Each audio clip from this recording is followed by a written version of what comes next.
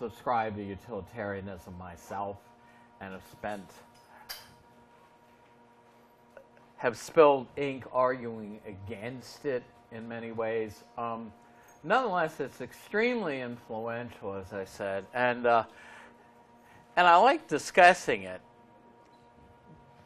So we saw last time that utilitarianism is deceptively simple. You can summarize the whole moral view in one single principle, which Bentham called the principle of utility, or the greatest happiness principle. This is not his statement of it. You do have that in your book. But these are some quotes. Always act so as to bring about the greatest net good for all those affected by your actions. In an earlier version of Solomon, so even though that says Solomon, it's probably not the same page, because this is probably from that version that's upstairs in 527. Always act for the greatest good for the greatest number of people. Okay, so what that raises is a question about what do we count as good. We saw for people like Plato, moral goodness was in another realm, right? There are other people who think that moral goodness is, say, defined by what is in God's will, also a supernatural standard. And basically, Hume's skepticism about moral principles left morality a matter of feeling, not of reason. And, because basically, as I said before, Hume says, well, take a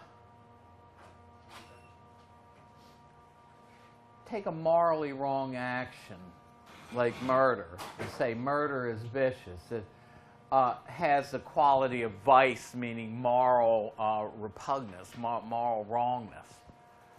Hume uses the same test there as he did in looking into your own mind to find the self. He says, when I do that, the self isn't there. He says, I can't find behind my perceptions a continuously existing material world that's the cause of my perceptions. So I should be skeptical about these things. Well, Hume says, examine that action on all sides as closely as you can and see if you can find that moral quality of moral evil or vice connected with the act. And he says, you're not going to find it out there. You can't find it empirically.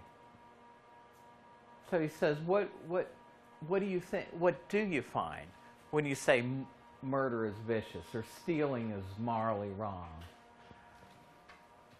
What Hume said is, you find an inner psychological attitude you have toward those things. I mean, if I say, hey, did anybody go down to B. Gaddy's ministry or something similar and serve Thanksgiving dinner, and if I said, that would be a really good thing to do, a morally right action, a morally praiseworthy action, Hume would say, look, in saying something like that, I'm not telling you anything about the moral quality of being benevolent in that way. I'm just saying I, Vic Morawski, have some positive feelings toward that kind of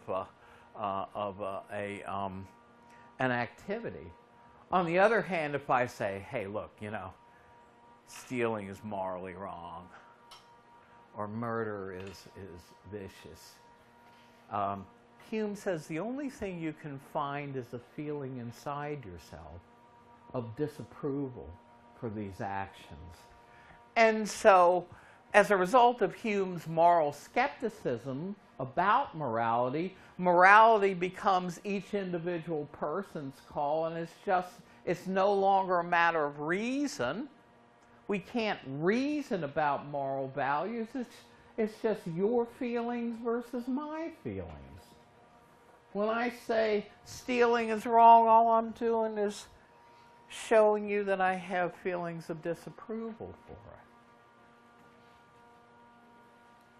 One way of looking at what the utilitarians were doing is they're reacting against Hume's claim that we can't reason about something in ethics any longer. And they thought, if we can get morality down to earth, where people live, we can talk about it empirically, we can compare actions, and we can talk about what is right and what's wrong. So Bentham, which was quoted in the video, says nature has placed mankind, we human beings, under two sovereign masters, pain and pleasure, and it's for them alone to determine what we ought to do. So what they did was they took an old standard, not so much Aristotle's concept of happiness as eudaimonia, more of the classic Greek concept of the Epicureans, the first hedonists. And they said, if we can talk about morality as a matter of simply doing what increases the overall happiness and pleasure of people in society versus what produces unhappiness, then we can get morality down to earth, and we can objectively reason about which course of action, doing A versus B, building the Bakun Dam, not building the Bakun Dam. We can objectively reason about a moral matter again and talk about what's morally right, being what produces on balance the most pleasure or the least amount of pain for all concerned. So they adopted hedonism, which defines the good as the pleasurable.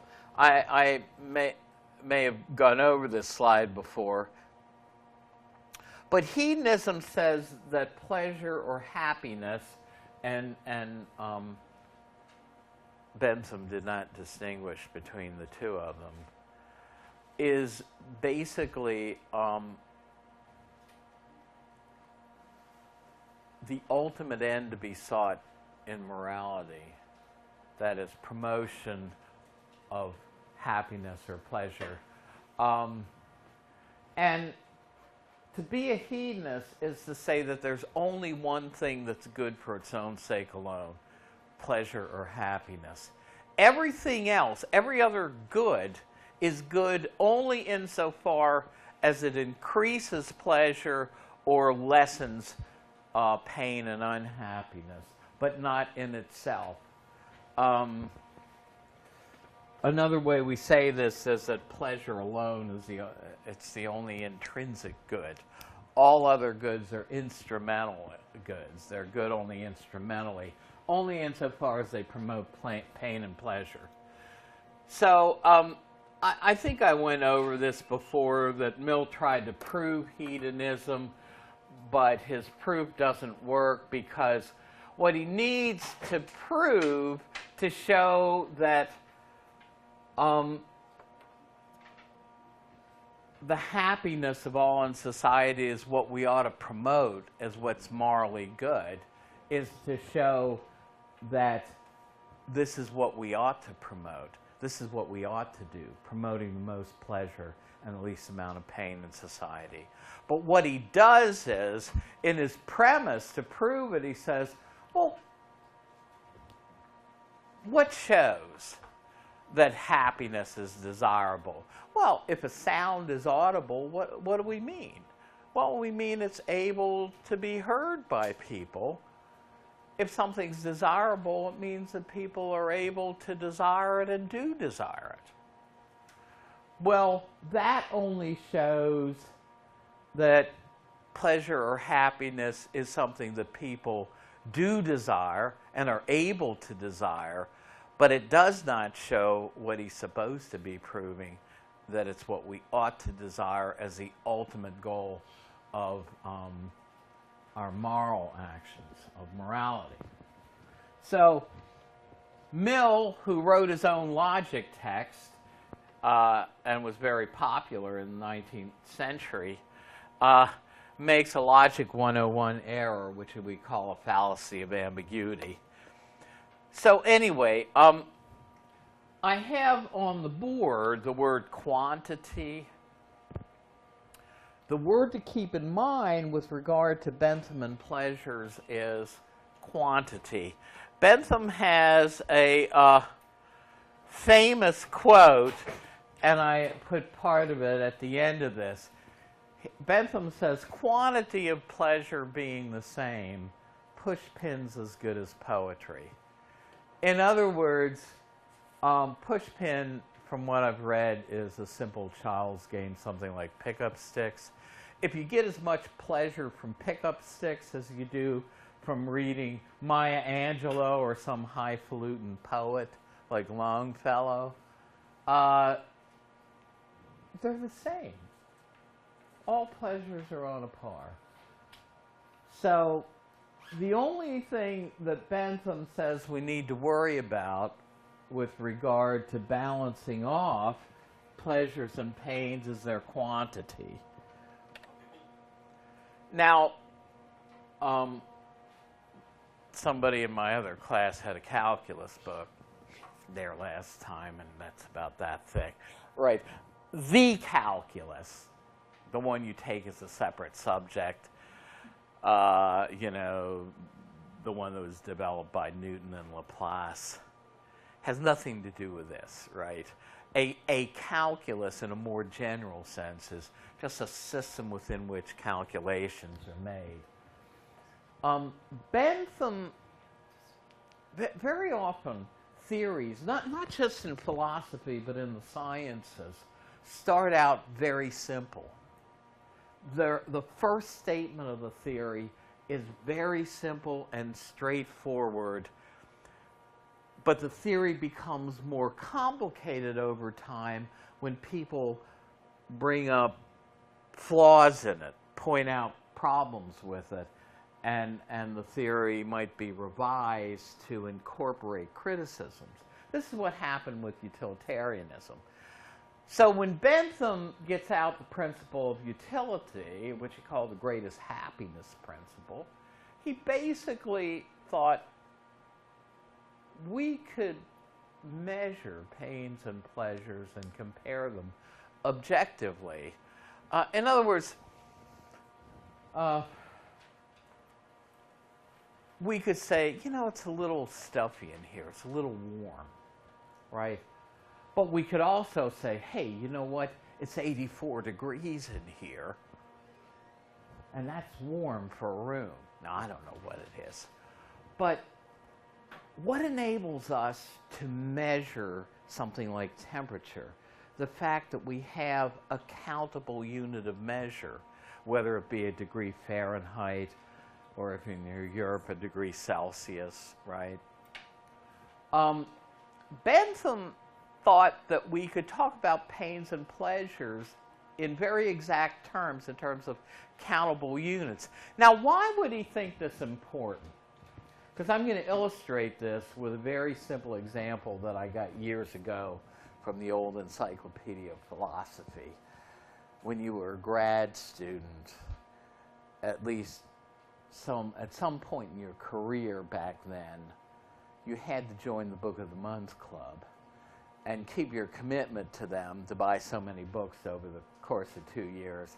But what you got for joining was the 4-volume edition of the Encyclopedia of Philosophy for $1, just for joining the Book of the Month Club. And I still have that. As a graduate student, you had to do that at some point. But Bentham thought we could compare pains and pleasures. What was he getting at? Remember, he's trying to reform the British legal system. Suppose you have a judge that has to decide on what is a fair sentence for a convicted criminal. And they want to use utilitarian standards like the protection of society, the rehabilitation of the offender, deterrence of other possible future offenders.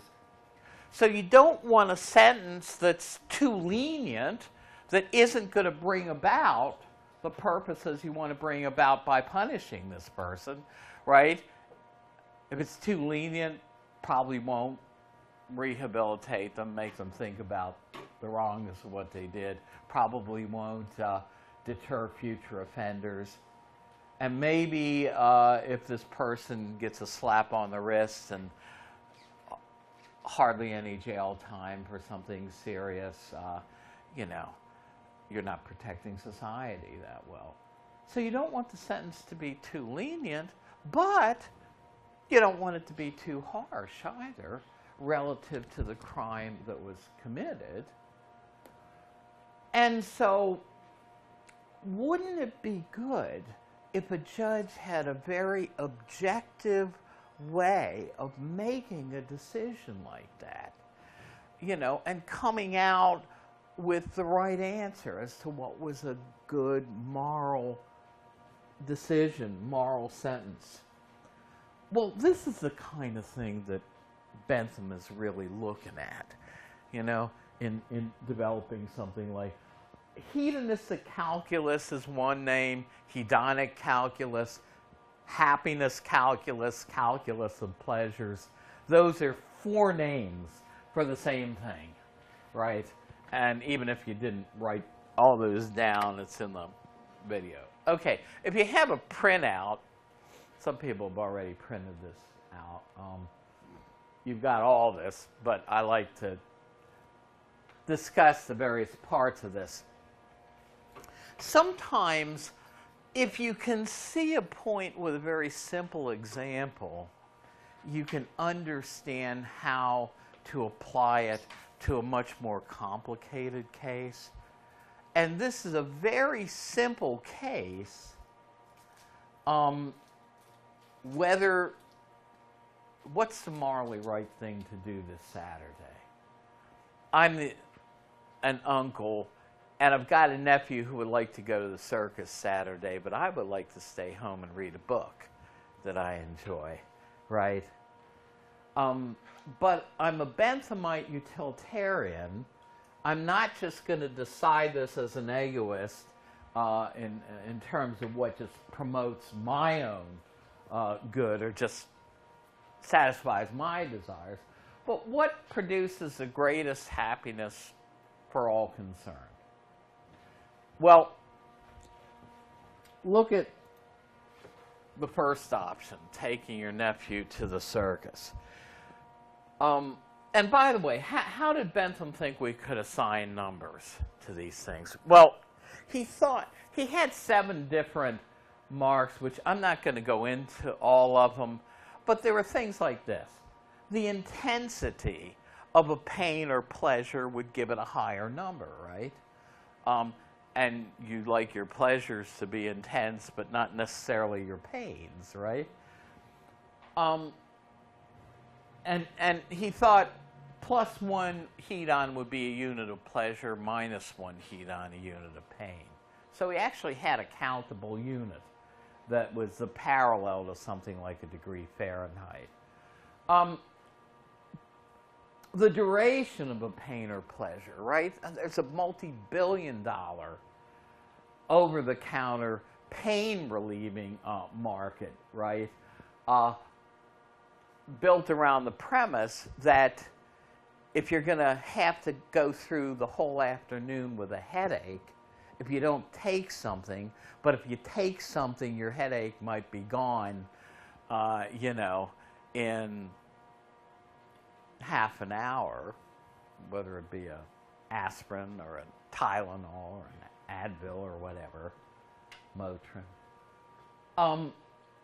You'd rather have the pain last a shorter amount of time, whereas it might be the opposite with pleasures, right? You know, you're having such a great day, or you know, performers say always leave them wanting more, you know. They're having such a pleasurable experience at your concert, you don't want to wear them out, you know. They'd like the concert to go on longer, but you got to cut it off. So taking into account things like that, the certainty or uncertainty of a pain or pleasure. Suppose you have $1 change after you filled your car up from a 20. And you can buy a bag of potato chips or a candy bar, or you can spend that $1 on a lottery number. Well, if you decide to buy the candy bar instead, there's a 100% chance you get to enjoy the candy bar. But while you might get more pleasure if you won the lottery, even if it was just playing a 3-digit number, there's far less certainty that that would ever happen. So things like certainty would come into play too. So taking your nephew to the circus. Well,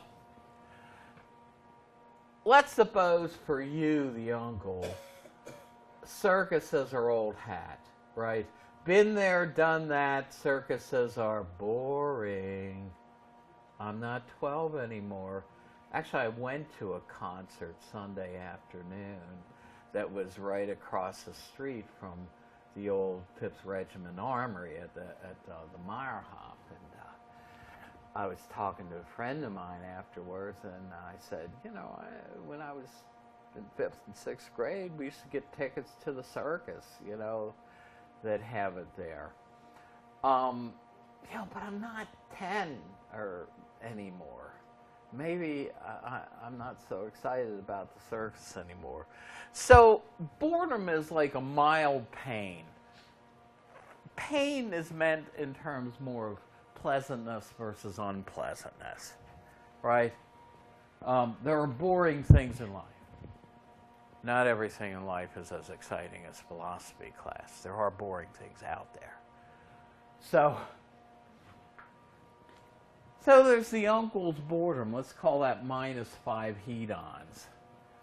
On the other hand, how many of you have ever enjoyed seeing a niece or a nephew or even your own young child open a birthday gift, or if you celebrate Christmas, a Christmas gift, and you get pleasure just out of seeing them have pleasure opening it, right?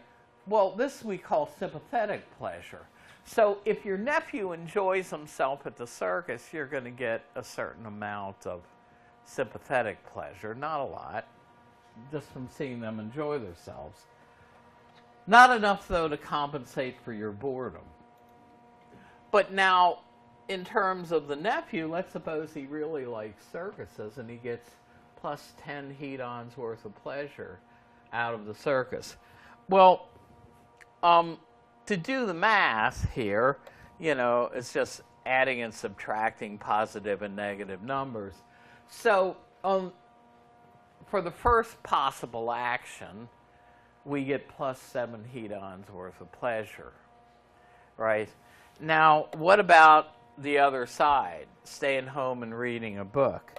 Well, you know, often the pains and pleasures of childhood are more intense and have higher numbers than those of adults. So let's suppose you'll enjoy reading the book, but you only get 6 hedons worth of pleasure out of it.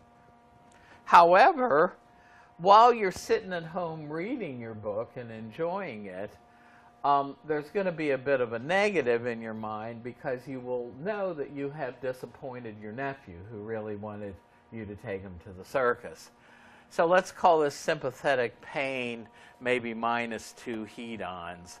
But then let's suppose your nephew is really disappointed and he gets -8 hedons worth of pain at being disappointed and not being able to go to the circus. Well, if you do the math here, it turns out that the other side produces minus 4 hedons. So what is the moral thing to do if you're a utilitarian? Right, take the child to the circus. Now, it's not always a comparison of positive with negative. Sometimes it's one positive versus a greater positive, or one negative versus a far greater negative. Like utilitarians have argued for legalization of euthanasia, a good death, or a physician-assisted suicide. And their argument is an argument from mercy, that it's merciful to let someone who otherwise might be in excruciating pain for 6 months to have the option of ending their life. Even though the first is a negative, it saves them 6 months worth of pain. Now there are obviously other arguments against legalizing that. But, and there you're talking about comparing a negative with a greater negative. So it's not always plus versus minus in utilitarian calculations. Now, is it obvious to everyone how we've gotten these numbers? I mean, you agree that that's plus 10 hedons worth of pleasure, and that would be, say, minus 5, and that plus 6. Everybody agree on the numbers there? Now, you know that's a trick question, right?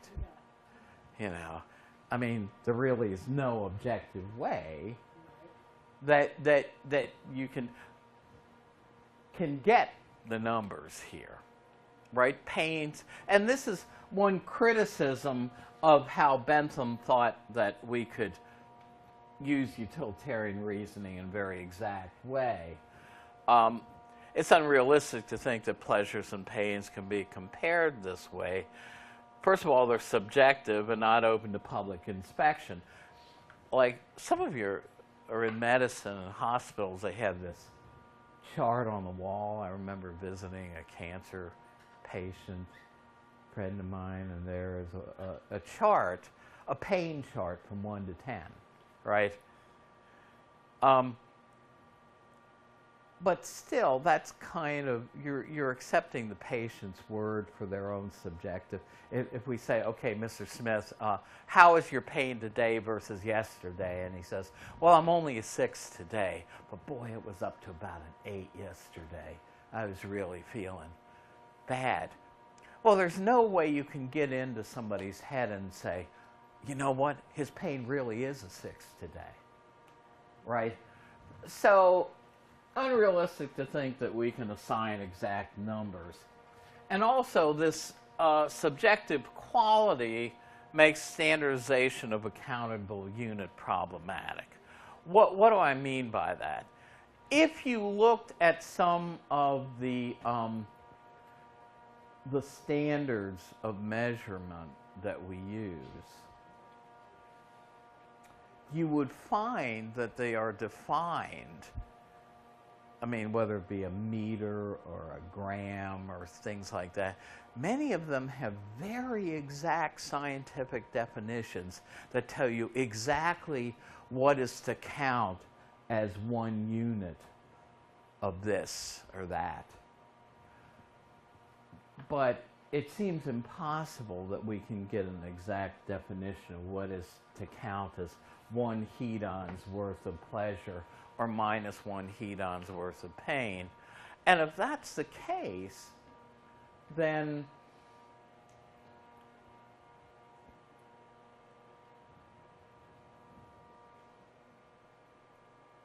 if how do you know whether you have 2 or 10 or 20 of something if you don't know what it is to have 1 of something?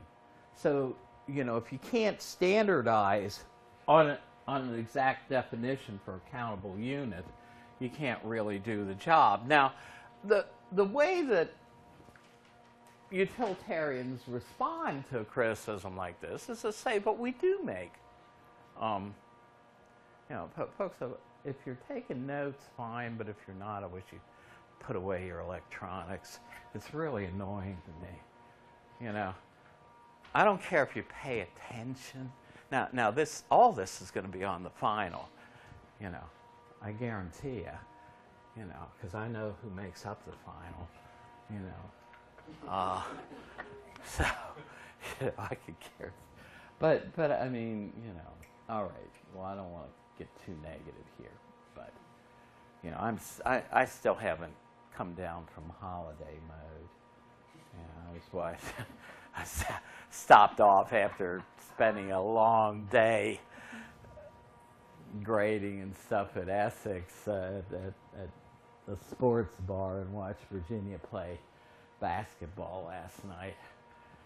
I was trying to listen to Maryland, but I fell asleep. It's too bad. I never see our games broadcast anywhere. I'd watch it if it was. So, no, I mean, we do make rough and ready comparisons, right? The patient means something when they say, look, I'm not in as much pain today as I was yesterday, or they say the opposite. But again, the fact that we can make these rough and ready comparisons of pains still doesn't mean that we can make the exact numerical comparisons that Bentham was talking about. Now, what I usually like to do here, and I really need to edit this thing, I never do, to put a later slide right here. More recently,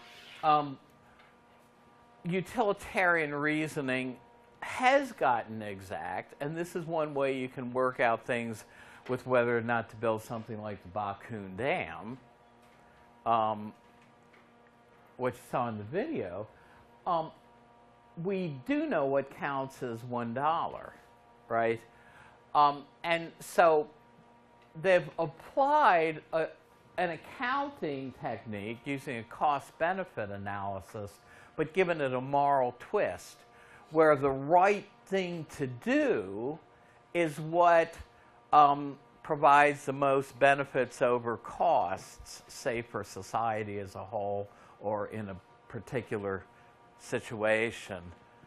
And so you tie up, and in a single-payer health system where some people want to go, people on the really far left, like Bernie Sanders, when he talks about Medicare for everyone, that's just a euphemism for a single-payer health system like they have in Great Britain.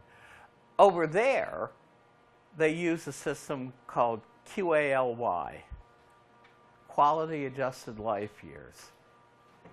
If you need an operation that might save your life, but the government is paying for it, that's what we mean by a single-payer healthcare system. Not a private insurance company, but the government. Well, we have a panel that's going to decide whether we're going to get enough as a society on the back end in terms of the quality and length of your life if we save your life by spending $100,000 on your operation. Are you going to have enough quality adjusted life years left to justify spending the money? And so they would say the right thing to do is what comes out with the most benefits for the costs involved. Similarly with the Bakun Dam, is there going to be more economic benefit to building the dam than not building it? But like in the human case, it's not like the same with the dam. Right? Pardon? In a human life, like it's not the same with the dam, like the possible, like.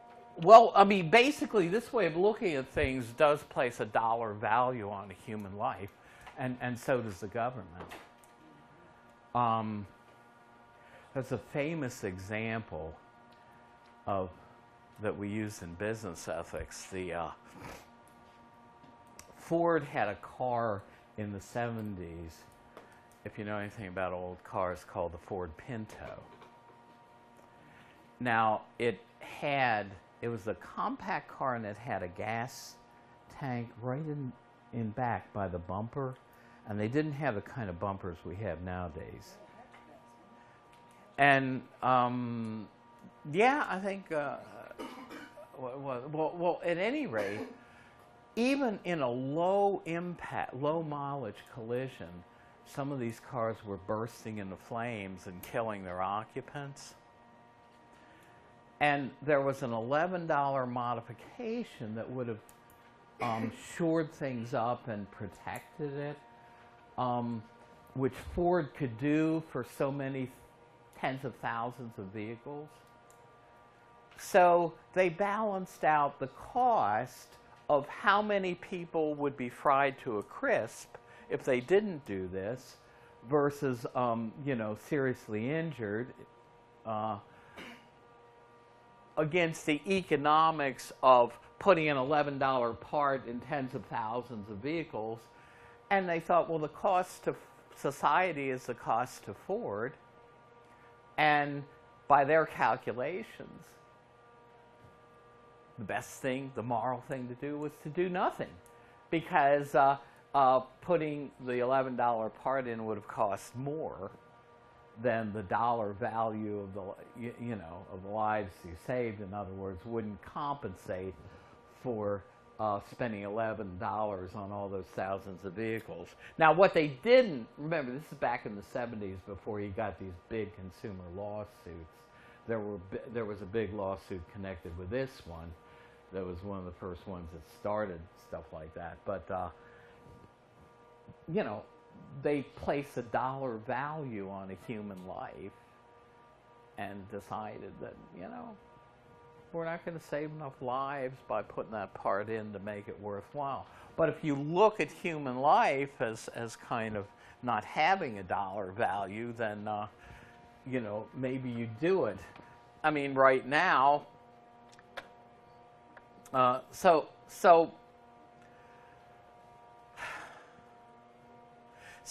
you can introduce exactness back into calculations by doing a cost-benefit analysis. Now,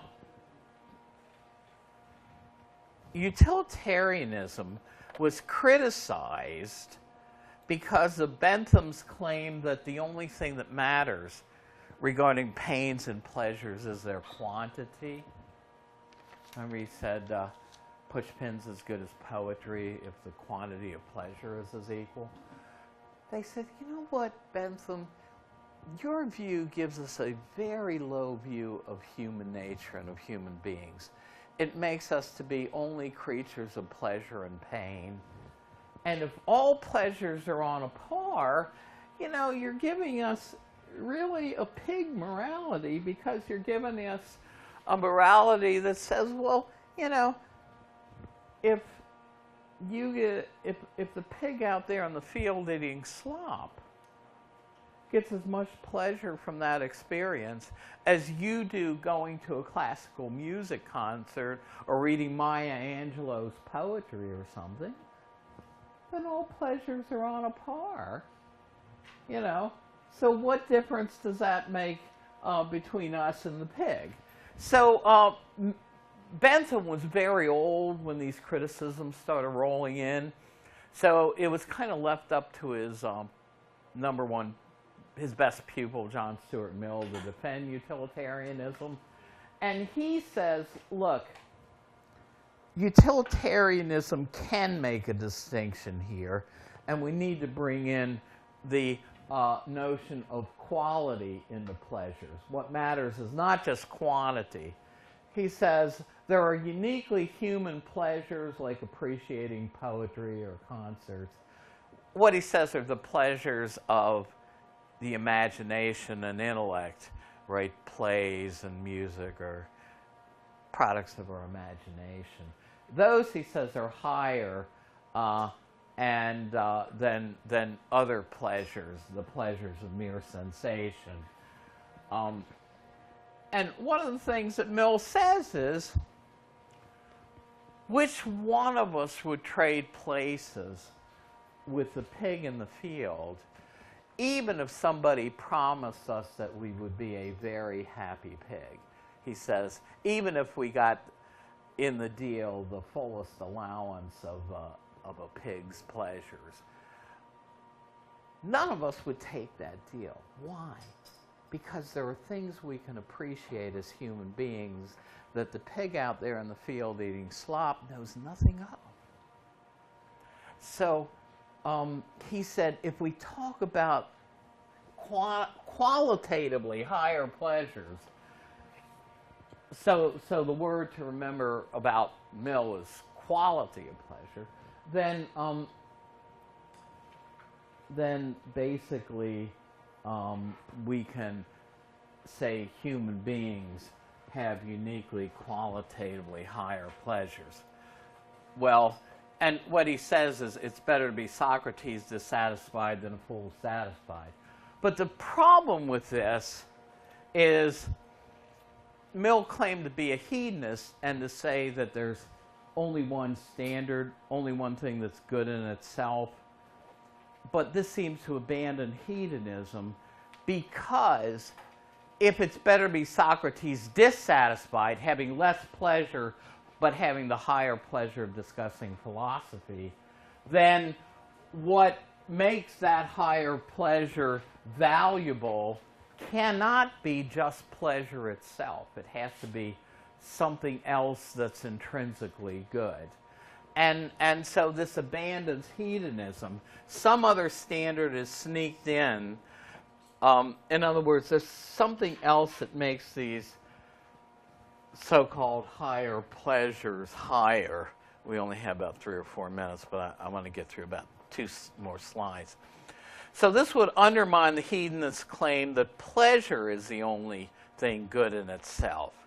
And contemporary utilitarians tend to be, with the exception of people like Peter Singer, tend to be like Jonathan Glover you saw in the video.